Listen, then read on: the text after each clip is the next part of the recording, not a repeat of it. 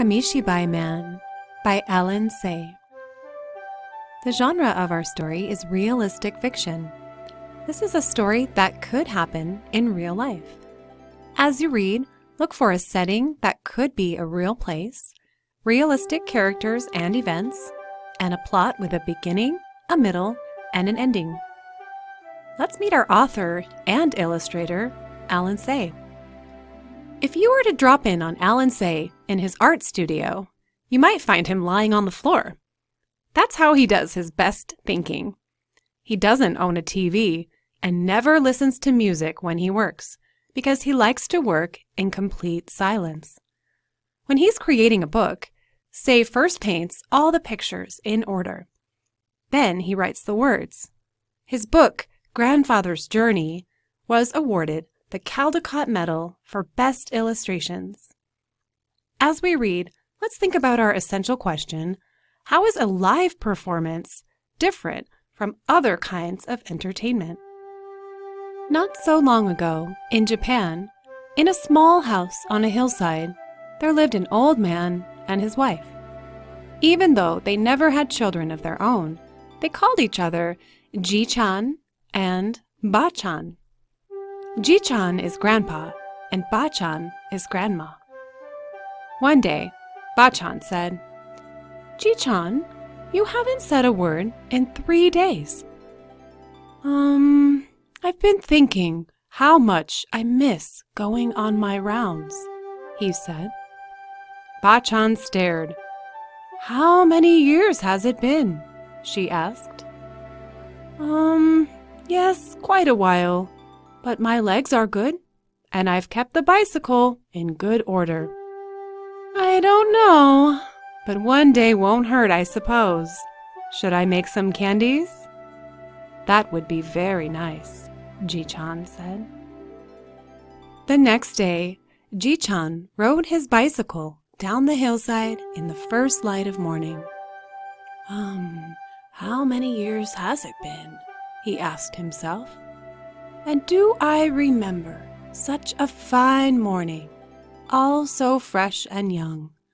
Well, good morning to you, rickety old bridge, still going strong after all these years." He began to hum a tune that his mother used to sing when he was a small boy. When he came to the city, he stopped humming. "This isn't right," he said. "I must have taken a wrong turn. But there's that old house I used to go by every afternoon." A car horn blasted at him. Then another. "Why are there so many cars all of a sudden? Look at these tall buildings. You'd think I was in another country." A truck blasted its horn behind him. He pulled into a vacant lot and panted. "Can't a man ride his bicycle in peace? Don't remember such rude drivers." Catching his breath, he looked across the street and gaped. "Can this be? There's that old noodle shop. Used to be the only building here. That and a nice park all around. Now look at all these shops and restaurants. They chopped down all those beautiful trees for them. Who needs to buy so many things and eat so many different foods?"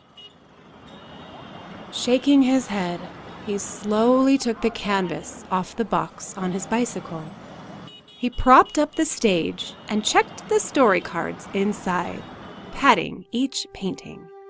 Then he opened the bottom drawer in the box. You little jewels," he said, and started to hum again. "Thank you, Ba-chan. You make good candies, just like in the old days."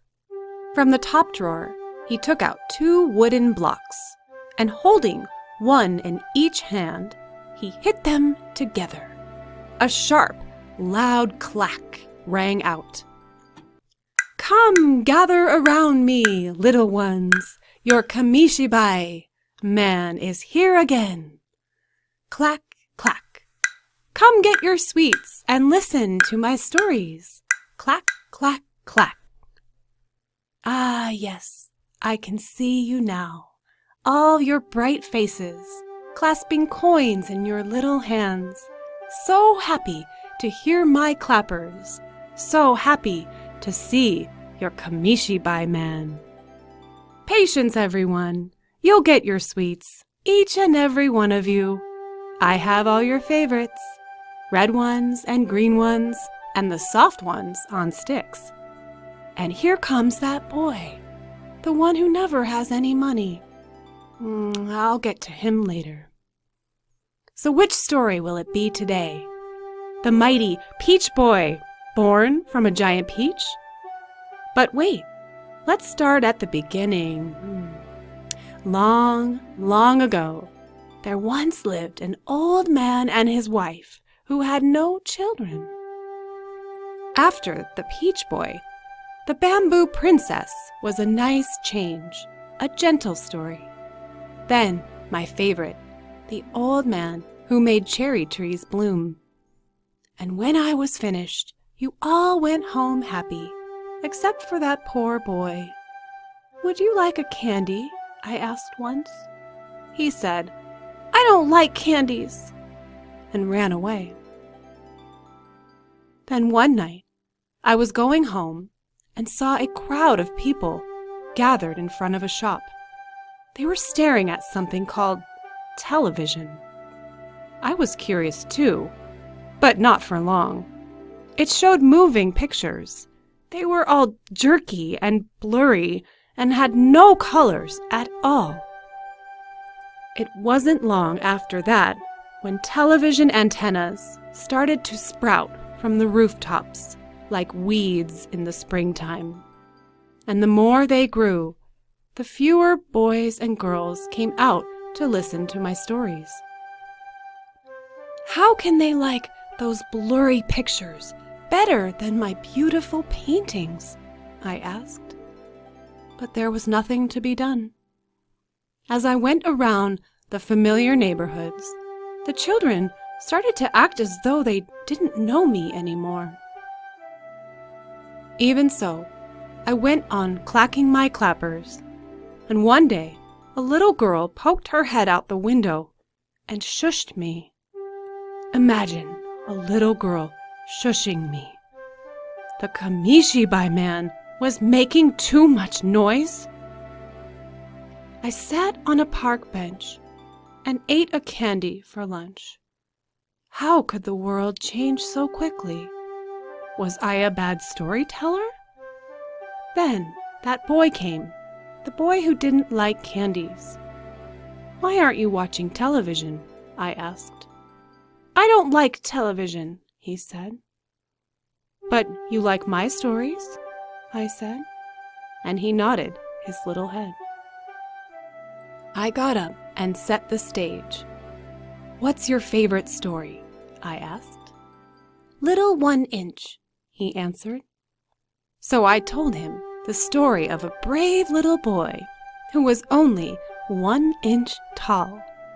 And as I told the story, the boy never looked at the picture cards in the stage.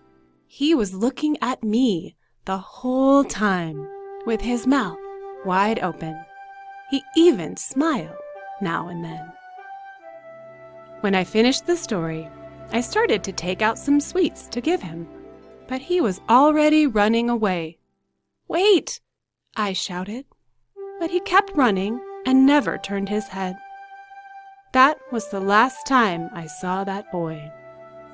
That was the last day I was a Kamishibai Man. I was that boy! A loud voice cried out. Startled, the Kamishibai Man looked up and saw that a large crowd had gathered before him. We grew up with your stories, someone else shouted. Tell us little 1 inch again. And the Bamboo Princess, the Peach Boy. He started to say something and people began to clap their hands. He took a deep bow and the applause got louder. A young man with a movie camera struggled up to him. They bowed to each other, and as the old man gave him a candy, A roar went up. "Look, he has all the same old sweets, just like the old days."